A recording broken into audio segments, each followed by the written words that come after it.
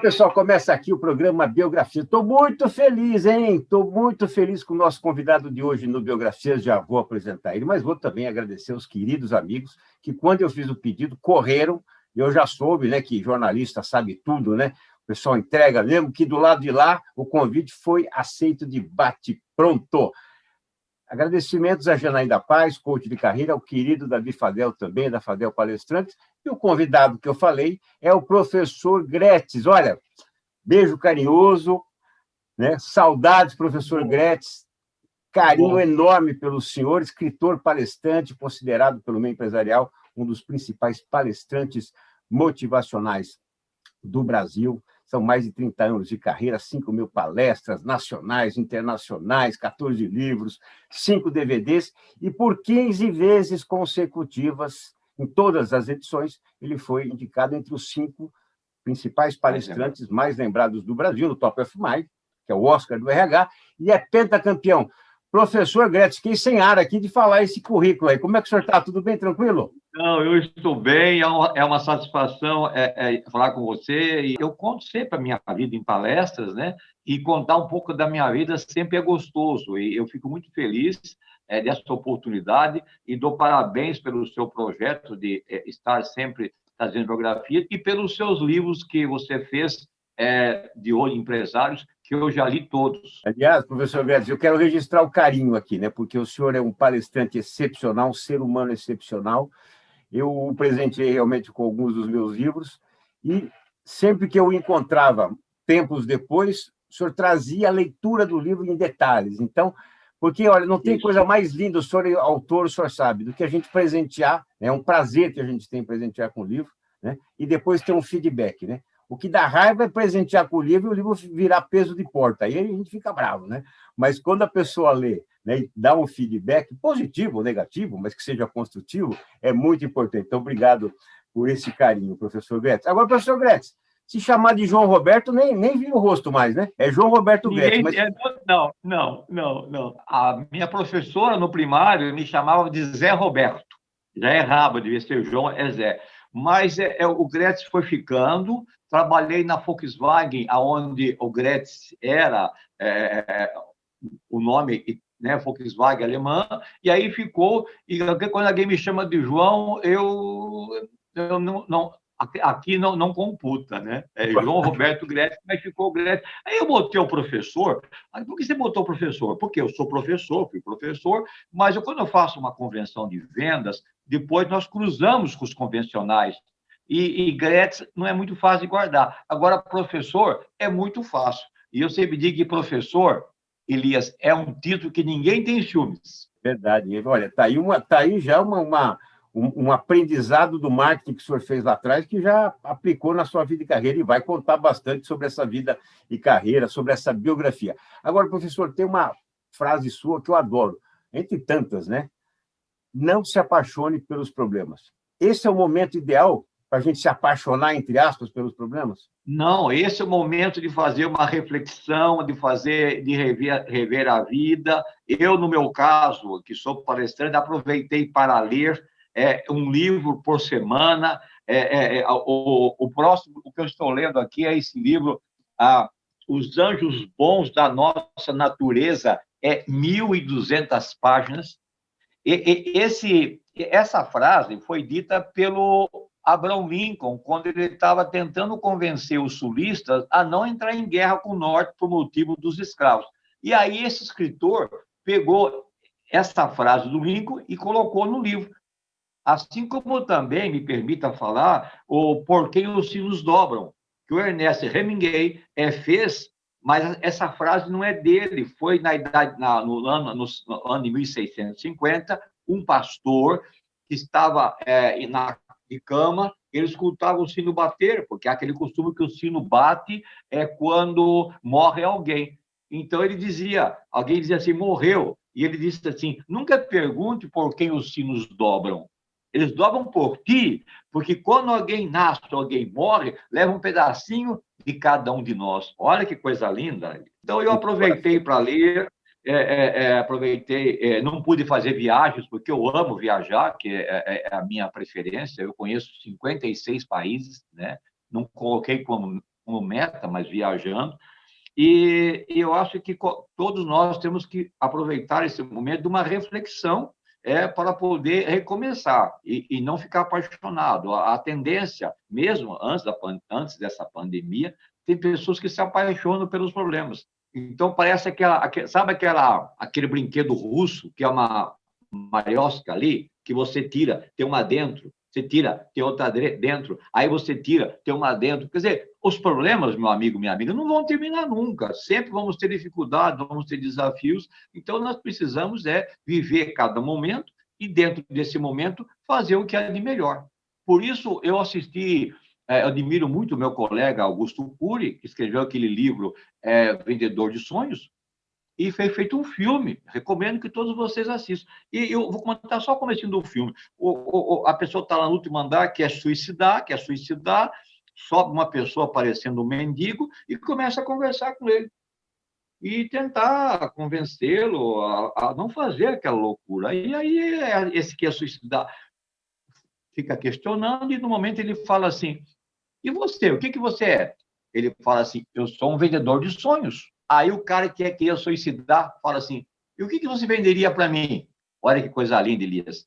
Eu venderia uma vírgula para você recomeçar a sua vida, independente daquilo que caiu sobre a sua cabeça. Útil, né, por esse momento, principalmente, professor Gretz. Agora, o senhor é historiador, vai contar também daqui a pouquinho sobre essas... Porque o olhar do historiador ele é de pouco diferente do turista, né? Então, o senhor faz as duas coisas ao mesmo tempo. Mas essa frase é sua. Quem conta história esquece, mas quem ouve nunca mais esquece.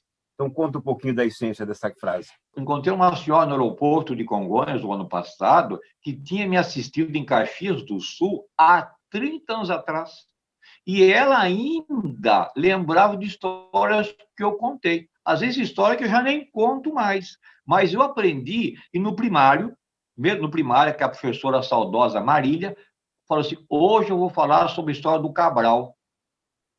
Escutei aquilo e falei: é disso que eu gosto. Por isso que eu fiz faculdade de administração e de história.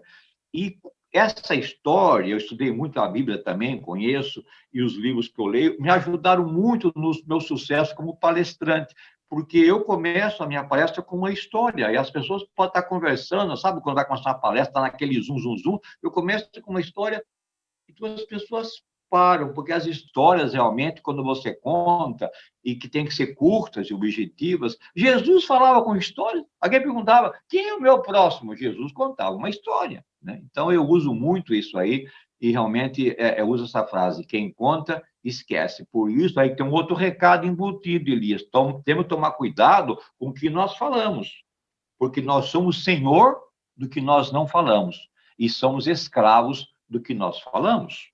Porque nós falamos, podemos esquecer, mas do outro lado, se foi ferido, se foi machucado, não vai esquecer tão fácil. Muito lindo, olha, e aqui já fica um pedaço do legado do professor Gretz, porque ele tem esses frutos todos, né, saborosos que ele compartilha conosco, vieram das sementes que ele plantou da leitura.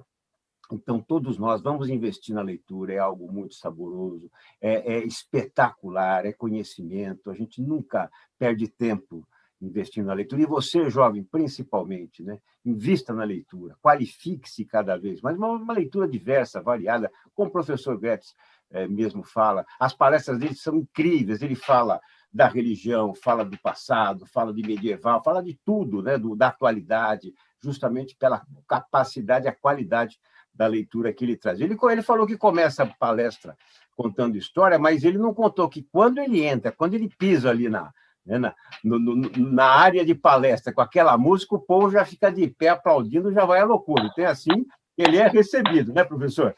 Coisa linda, maravilhosa. Professor Gretz, então vamos agora conhecer um pouquinho da família, né? Papai, mamãe, depois lá na frente também vou falar um pouquinho do papai, né? Que nos presenteava nas suas palestras com as participações. Então, conta um pouquinho da família Gretz da origem. A minha mãe veio da Rússia, o meu pai nasceu aqui, de origem alemã. Eu nasci em Itapeva, interior do estado de São Paulo, a 300 quilômetros de São Paulo. E meu pai era agricultor e feirante. E eu, então, desde pequeno, com 3 anos e meio, já ia com a minha mãe na feira, ela me colocava debaixo da banca, ali em cima de umas caixas, eu dormia ali com um cobertorzinho, já levantava e já começava a ajudar. Então, se terça e sexta íamos colher as verduras e as frutas, por isso que eu comecei a trabalhar cedo. A estranha, eu comecei a trabalhar, porque quando você mora no sítio, Elias, você com 4 anos, a mãe fala assim, vai ver se a galinha botou. Quer dizer, a criança vai lá e pega. Então, eu ajudava meu pai na agricultura, e nós éramos feirante, e depois meu pai começou a plantar uvas, aí eu saía vender uvas com a minha mãe, de Kombi, de casa em casa, batia aquela caixa de uva, e a feira foi uma grande escola para mim, porque você imagina que tem 5 bancas vendendo tomate pelo mesmo preço, e todos são bonitos vermelhos. Por que alguém vai chegar na minha banca? Eu tenho que ter algum diferencial que passa pela balança, né? Lá, as pessoas tinham aquela balança, assim, e a pessoa que ia comprar tomate pegava aquela parte da balança para escolher o tomate, e a balança ficava inutilizada. Olha a ideia que eu tive, que você deve ter visto por aí, porque quando a gente tem uma ideia interessante, aquilo se espalha rapidamente. Eu comprei 10 bacias, então tinha 8 bacias em cima do tomate, e tinha uma bacia aqui, com o peso, e a pessoa, então, podia, 8 mulheres, escolher tomate ao mesmo tempo, e só trazia a bacia. Então, Você quando eu criou um fiz modelo aquilo de na feira, negócio da feira. O senhor criou, hoje realmente, é a gente assim. observa isso. Quando eu fiquei, todo mundo criou. Então, a feira foi uma escola para mim. E aí, até os 18 anos, eu nunca fui um aluno, eu sempre fui um aluno mediano. Uma vez, quando eu estava no primário, lá tinha um costume que, depois do recreio, uma vez por mês, os 3 melhores alunos daquele mês iam receber o boletim numa escada da austera diretora Durvalina. Para mim, era um sonho, nunca ia ser chamado, porque eu sempre fui aluno mediano, matemática, para mim sempre era difícil, mas um dia eu vi o meu nome, Zé Roberto ainda, errado. Aí eu saí a Passos Largos, estava chovendo, eu estava de calça curta, aquela água batia nas minhas pernas, aquele era um bálsamo para a minha alma. E eu fiquei lá no degrau, e fui lá só uma vez, mas foi a melhor homenagem que eu recebi na minha vida, receber aquele boletim e todas as classes perfiladas na minha frente. Aí eu vim para São Paulo, e aí peguei um ônibus, desci na Brigadeiro, desci no Parque Ibirapuera, com uma mala grande, uma mala de papelão, amarrado uma cinta no meio para não abrir, e aí subi a rua Brigadeiro Luiz Antônio, passei em frente do Pão de Açúcar, loja número 1, virei ali e fui morar numa pensão na rua Batatais. Eram 3 beliches no quarto, dormiam 6 pessoas.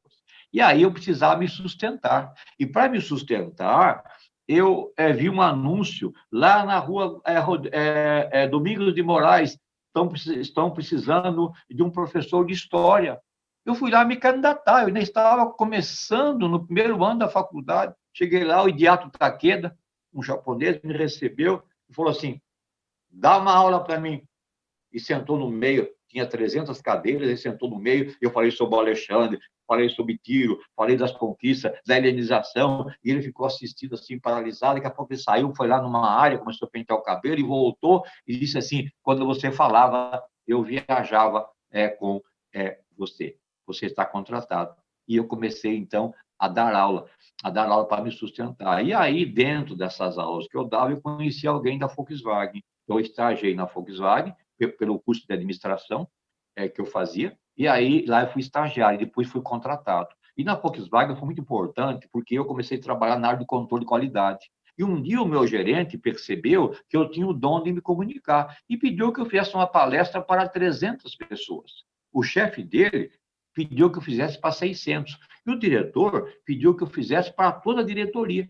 E aí eu fiz palestra para toda a Volkswagen, que na época, dos anos 80, tinha mais de 40 mil funcionários. Aí um dia um diretor que me conhecia saiu da Volkswagen, me convidou para trabalhar com ele como consultor. Aí fiz vários trabalhos pelo Brasil como consultor, dando treinamento, e a Porto Belo de Santa Catarina, que era meu cliente, ficou tão entusiasmado com o treinamento que criou uma diretoria de recursos humanos.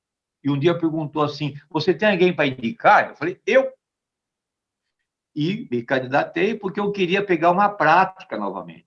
E aí fiquei lá 6 anos como diretor e voltei a ser palestrante. Então, quando eu vou fazer uma palestra, eu tenho o meu lado de agricultor, o meu lado de feirante, o meu lado de professor de cursinho, o meu lado de homem de qualidade na Volkswagen, um homem de treinamento, um homem de recursos humanos e área administrativa. Então, tudo isso aí me dá um embasamento, e que eu não virei palestrante porque eu quis ser.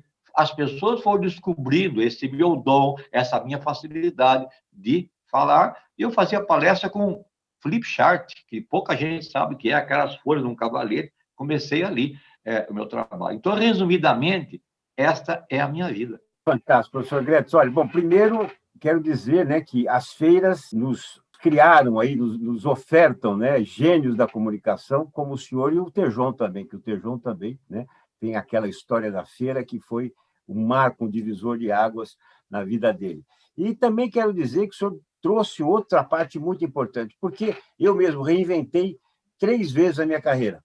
Mas nas 3 vezes que eu reinventei, eu trouxe tudo aquilo que eu havia vivido de conhecimento, né? O vendedor de loja da família, né? Do chão de loja, de zinco, da empresa, de repórter esportivo, enfim. Então, quando eu me tornei biógrafo, tudo isso agregou muito, né? Olhares distintos, como o senhor disse, que a carreira de palestrante trouxe tudo isso.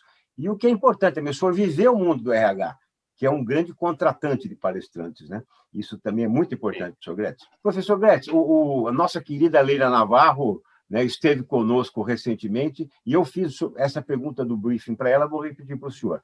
Antigamente, sempre, quer dizer, sempre as empresas gostam, né, de conversar um pouco, no caso com o senhor, com o Fadel, mas basicamente com o palestrante, para passar um pouco desse briefing. Olha, nossa empresa está precisando acertar mais na liderança da equipe, alguma coisa assim, né, ou na união, ou em algum outro aspecto, comprometimento, enfim. Antes da pandemia, né, certamente, como o senhor disse, os briefings, né, eram semelhantes. Depois da pandemia, mudou em algum aspecto o briefing?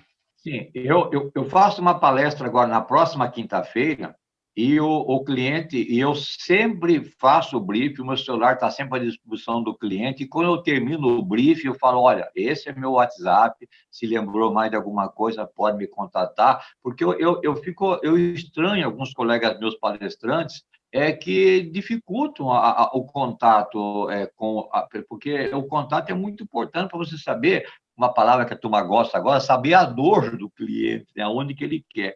E, curiosamente, esse cliente ele fez o briefing, até está aqui, e ele começa dizendo o seguinte, professor, nós gostaríamos que você falasse da importância da solidariedade nesses meses, porque a empresa foi solidário e que nós sejamos solidários, porque quando a gente fala lá na televisão que morreu 170 mil, às vezes são números, mas às vezes morreu um avô, morreu alguém da família, e agora, ultimamente, tem chegado muito próximo de nós, né? Sempre tem alguém muito próximo que foi a óbito.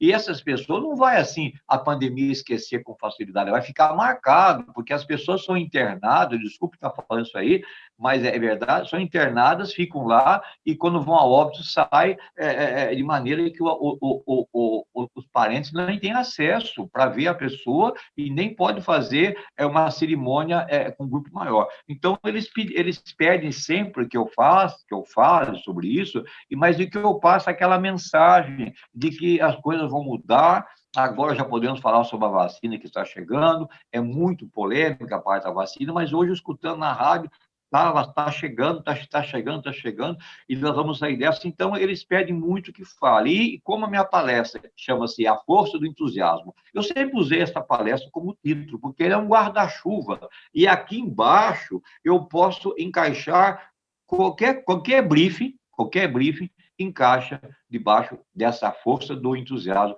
que é um guarda-chuva e até um dos meus livros que eu escrevi. Então, eles têm pedido sempre que eu passe esse conforto, né, para as pessoas, porque sempre alguém, numa plateia de 500 pessoas, alguém sofreu, e também que eu sinalize que a empresa se preocupou com eles e continua se preocupando. Para vocês entenderem que é o professor Gretz, você já ouviu essa frase, né? É tão fofo que dá vontade de levar para casa. Esse é o professor Gretz. A gente se apaixona, né? Vendo ele como palestrante, conversando com ele, fora dos palcos, né, nessa espontaneidade. Aliás, professor Guedes, eu, muitos anos repórter esportivo, o que eu mais aprendi, né, na televisão é que a gente tem que ser espontâneo. Porque se alguém encontrar a gente, né, vendo uma transmissão esportiva, encontra na padaria, no banco, nós temos que ser exatamente iguais, né? Nós não somos personagens, né? Então, essa espontaneidade, ela se aplica em que parte da nossa vida? Olha, eu quero deixar uma palavra aí para todos, chama-se humildade intelectual, né? Que as pessoas usam essa palavra. Em qualquer momento da sua vida é muito importante. O livro de Provérbios, que tem muitos ensinamentos escritos por Salomão, ele tem um versículo fantástico. A arrogância precede a ruína. Todos, em qualquer segmento, empresas que foram arrogantes perderam para a concorrência. Médicos, qualquer atividade, todos você tem que ter essa humildade intelectual e até de ter paciência de entender. Então, isso é fundamental. Agora, nessas mais de 5.000 palestras que o senhor fez pelo Brasil, o senhor foi para Manaus, né, que pouca gente conhece, não sabe o que é ali, né? A gente sabe que está lá para cima, mas não sabe do sul. O senhor percorreu o Paraná, a fortaleza do agronegócio, Rio de Janeiro, Minas Gerais, Centro-Oeste. Que Brasil o senhor conheceu palestrando, né, nos mais variados estados e regiões do país que nós não conhecemos? O Brasil é maior do que a gente imagina, é melhor do que a gente imagina. Deus me deu o privilégio que eu fiz palestras em todas as capitais do Brasil e até brinco de maneira carinhosa que eu sou o único palestrante que foi 3 vezes em Macapá, porque é muito longe Macapá. Normalmente, quando faz uma convenção, o pessoal de Macapá vem para Belém, mas fui em Boa Vista. E eu, na época, nos anos 80, 90, que eu fazia palestra, não tinha essa companhia aérea como hoje tem. A malha aérea hoje está muito melhor. Então, eu descia no avião e fazia 200, 300, 400 quilômetros. Uma vez eu desci em Cuiabá, fui de carro até Alta Floresta. Hoje tem avião em Sorriso, tem avião em Sinop, que facilita. Então, eu conheci este Brasil, realmente, eu nunca neguei, não vou, não. Aqui, alguém pede uma proposta em qualquer local, porque é um prazer, porque as pessoas querem conhecer. E eu fiz palestra já, então, até o Jô Soares perguntou isso, uma palestra estranha, exótica. Fiz uma palestra lá para a Vale do Rio Doce. Eu desci em Marabá, andei 3 horas de carro. Aí cheguei em Marabá, nessa cidade, que é a sede da Vale do Rio Doce, a cidade é fechada, com uma cerca de 20 metros de altura, para não entrar felinos. Então, você abre um portão, o carro passa, fecha o portão e abre outro portão. Eu fui lá, então, fazer esta palestra e conhecer aqueles caminhões enormes da Vale do Rio Doce, aquela palestra, ter lá um teatro muito bonito, em forma de uma tartaruga. Fiz palestra já em trem, quer dizer, o trem viajando e a pessoa contratou curiosidade no vagão, aí em Campinas, tem um trecho, e uma empresa ligada à telefonia me contratou para fazer uma palestra dentro de um vagão durante 1 hora. Tive que usar barcos para poder ir no local. Então, eu conheço praticamente todo este Brasil, ainda do tempo que nós não tínhamos os aviões, só contemplavam as capitais. Hoje, então, eu descia em Porto Velho, tinha que vir de carro em Ji-Paraná, em Ariquemes, de Paraná, e Cocoal, mais de 300 quilômetros. Agora não, agora tem aviões que tem nessa cidade, então facilitou bastante. Mas eu sempre fico feliz porque eu gosto de viajar. Eu quero até dar um conforto para quem está me assistindo, dos jovens. Eu, até os 35 anos de idade, eu só conhecia o Paraguai. Então, e aos 45, eu só conhecia o Paraguai, Uruguai e Argentina. Aí comecei a viajar pelo mundo, porque as viagens ilustram as minhas palestras. Eu sempre destaco alguma coisa que eu vi nas viagens e trago para a minha palestra. Certamente esse cotidiano vem para as palestras, né, professor Guedes? A gente observa o que acontece, enfim, é divertido. Eu escrevi um texto para a revista Gestão e Negócios, né, justamente com isso. Eu parei para abastecer o carro, vi uma menina que trabalhava numa loja de açaí, com o celular na mão, toda atrapalhada, digitando e querendo recolher o lixo, ou seja, ela derrubou o latão, foi lixo para todo lado, né? Teve que limpar, varrer, passar pano, mas sem deixar de passar mensagem. Ou seja, né, essa garotada hoje está mais no 5G do que no dia a dia do negócio, ali, no comprometimento da coisa. Então, isso vale, né? Isso vale para a gente... Isso vira algo para a gente compartilhar, né? Esse olhar que a gente observa. Professor, esse mesmo olhar historiador que conheceu o Brasil, conheceu boa parte do mundo também. Que parte o senhor gostaria de registrar nessas viagens? O senhor até comentamos um pouquinho do Líbano, né? Eu sou descendente de libaneses, o senhor esteve lá.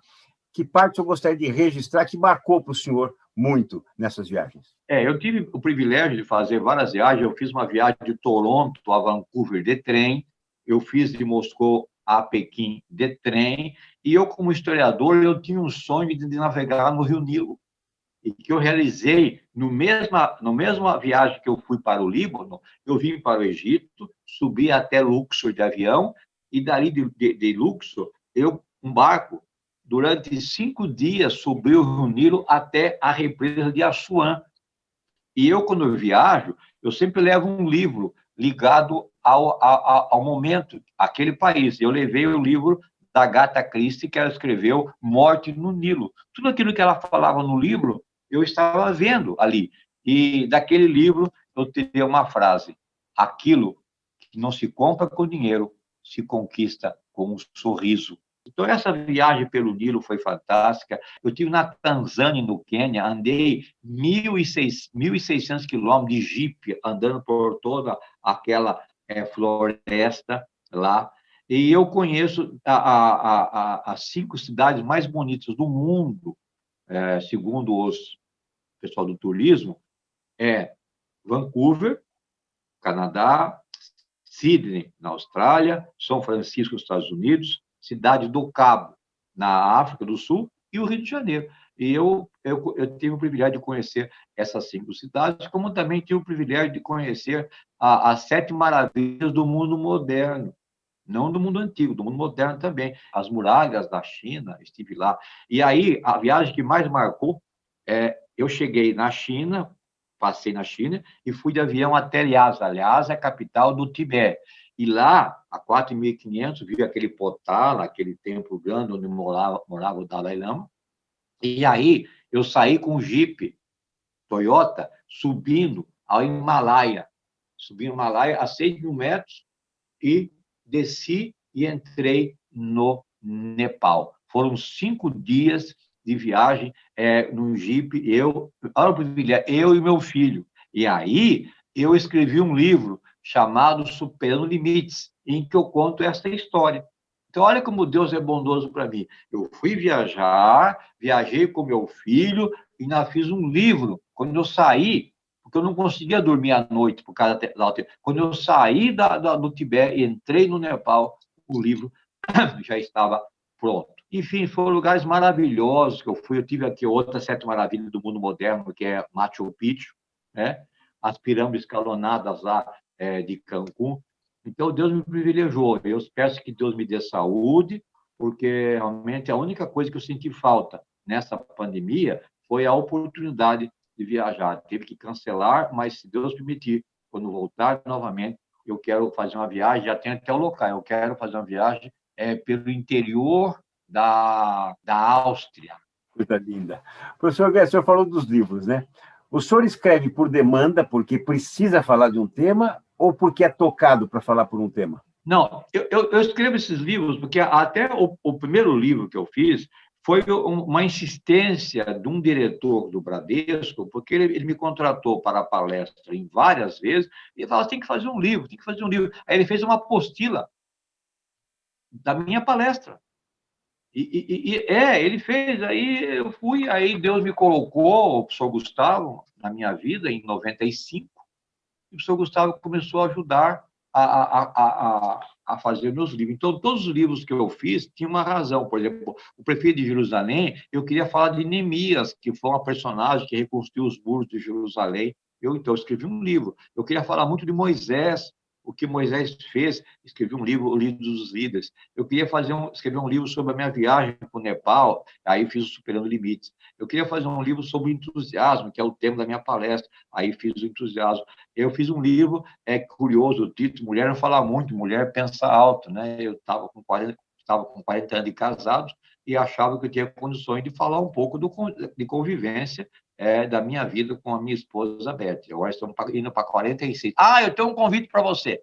Para você, olha, é dia 21 de setembro de 2044, 21 de setembro de 2044, eu faço 70 anos de casado e vou fazer um jantar, porque é bodas de vinho. Tá? Então, marca aí, 21 de setembro de 2044, nós vamos se encontrar para essa comemoração. Já está aqui, fechado, hein? Estou aí, hein? Estou aí. Você é o primeiro, você é o 001 a entrar aí. Pode ficar... Falta só 24 anos. Você sabe que eu mais escuto dos meus biografados, né, homens muitas vezes de 80, 90 anos, né, que a vida passa mais rápido do que a gente imagina. Né? Então, 24 anos, ó, tá logo aí. Professor Gretz, eu falei, né, no começo, para o senhor nos presentear com a participação do papai. Né? Estar com o senhor, assistir uma palestra sua, já é um bolo delicioso, requintado, com os melhores ingredientes mais saborosos, né? Mas o senhor ainda dava a cereja desse bolo, né? Que era a participação do papai. Como nasceu isso? O meu pai, ele sempre teve esse lado do humor, que eu puxei dele, fazer aquela brincadeira, aquele humor muito observador. Quando ele fez 80 anos, eu falei, pai, eu tinha 6 livros. Pai, escreva um livro, pai. Eu cheguei a 14 e ele chegou a 36 livros. Aí, a vida dele, os amigos foram morrendo, que ele viveu até 96, e ele, então, criou uma amizade nova, porque ele era a amizade dos jovens, porque ele ia lançar o livro lá na Casa da Cultura, ele ia fazer palestras nas escolas, e ele começou a fazer essas palestras lá. E um dia eu falei, pai, eu vou fazer um evento para o Edilson, da KLA, vamos lá para o senhor ilustrar. Aí ele aceitou o convite, ele veio em São Paulo em 2008, e aí eu fiz a palestra, chamei, e aí fiz uma pergunta histórica para ele, que roda na internet. Eu perguntei, pai, a plateia quer saber, tinha 1.500 pessoas, quer saber como é que faz para chegar aos 90 anos? Ele disse, é só não morrer antes. Aí todo mundo riu, e aí ele complementou, é só você ter alguma coisa para fazer, porque quando você tem desafios, oxigena a mente e prolonga a vida. Então, aquele vídeo dele tocando sanfona viralizou e sempre as pessoas se reportam, e essa frase... Ele era muito espirituoso, né? Assim, eu contava uma história dele, que ele dizia que o joelho dele doía demais. Eu falei, pai, mas é da idade isso aí. Ele falou, mas o outro tem a mesma idade e não dói. Por que isso aqui dói? Então, aquele lado espiritual alegre dele. E ele esteve comigo em vários eventos, né? E até tem clientes que, quando pedem proposta aqui para a Solange, minha secretária, falam, ele pode trazer o pai dele, coisa. Então, meu amigo, minha amiga que está me assistindo, nós temos que ter refúgios para enfrentar aquilo que a vida às vezes nos apresenta. E o refúgio dele, Elias, era tocar a sanfona, depois das 18, e aquilo, então, deu a ele aquele refúgio, porque todos nós precisamos de refúgio, que pode ser um jogo de futebol, uma exposição de orquídea, alguma coisa que você possa fazer assim, eu vou fazer aqui simbolicamente. É verdade, que coisa. Então, nós precisamos desse... né? E aí é importante que os casais respeitem, porque, às vezes, o refúgio da sua mulher não é igual ao seu, e vice-versa. Então, o meu pai foi muito importante para mim. Lembro que eu tinha 5 anos de idade, ele já lia a Bíblia para mim, um lampião aqui no peito, e também gostava de histórias. E essa parte de contar história, ele também gostava disso. Então, ele foi meu companheiro, e a minha mãe também foi muito importante. Eu, às vezes, quero resgatar a minha mãe no livro Provérbios para toda... O livro Provérbios para toda a vida eu escrevi em parceria com ele. Mas a minha mãe foi muito... Minha mãe tinha uma disposição, uma garra, uma raça, toda essa energia. E eu puxei a minha mãe. A mãe era muito nervosa, a russa braba. E eu puxei... Então, até aqui, eu sou minha mãe. E aí eu consigo fazer uma reposição para ser meu pai, que meu pai já era mais calmo, né? Às vezes sai a minha mãe, aí eu peço desculpa, porque às vezes eu sou muito mais contundente assim. Mas eu acho que isso foi a razão do meu sucesso, porque eu nunca tive preguiça, né? A minha mãe, ela expulsou a minha preguiça. Eu, com 3 anos e 9 meses, ela estava arrancando batatinha e falou assim para mim: pega uma latinha e põe as batatinhas na latinha e derrame na caixa. Eu era 4 anos de idade, uma criança. Aí fiz 5 viagens, Elias, e já me cansei. Aí eu coloquei a latinha do lado da minha mãe. Mãe, você não pega batatinha? Põe na latinha. Ela falou assim: tá com preguiça, menino? Aquilo entrou na minha alma. O meu pai perguntou: o que foi, Ana? O menino está com preguiça. E eu disse para mim: nunca mais ninguém vai me chamar de preguiçoso. Elias, eu tenho todos os defeitos que você pode imaginar. Tem um que quem trabalha comigo, quem vive comigo, sabe que eu não tenho. Eu não tenho preguiça. Então, o pai e a mãe foram muito importantes na minha vida. Professor, olha, a conversa está tão gostosa que eu ficaria aqui até 2044 conversando com o senhor, só ia liberar para o senhor fazer as bodas com a esposa, né? Mas a biografia vai chegar ao final. E antes da sua mensagem final, professor Goetz, conta para nós um segredo. A gente sabe já, né, há um bom tempo, a marca do senhor, esse cabelo de tom azulado. Da onde veio essa ideia? No ano de 2000, meu cabelo ficou branco de muito. Na Volkswagen, no controle de qualidade, eu tive muito estresse, porque eu tinha muita luta, eu era da qualidade e tinha área de produção. Então, meu cabelo foi ficando branco, branco, branco, e aí ele fica assim, envelhece. Então, eu tentei uma época a cor cebola, mas não ficou bom. Aí, no ano de 2000, eu achei esse produto e usei, e eu gosto. E tanto é que, se você entrar no Google e perguntar assim, palestrante de cabelo azul, a mocinha do Google fala assim, professor Gretz, o palestrante do cabelo azul. Mas não foi assim uma assessoria de marca, alguém que falou, não. Eu comecei e ficou, é uma marca minha. E quando eu fui no Jô Soares, ele perguntou assim, como é que eu fazia? Eu falei: Jô, tem que ter 4 coisas.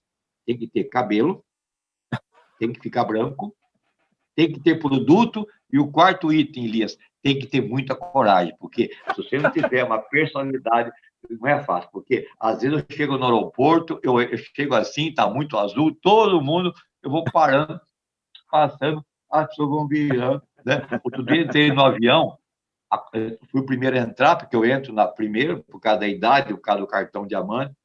A comissária olhou, eu fui lá no fundo, era a minha última poltrona. Quando estava chegando, a outra comissária estava assim no telefone e usou a seguinte frase: já estou vendo.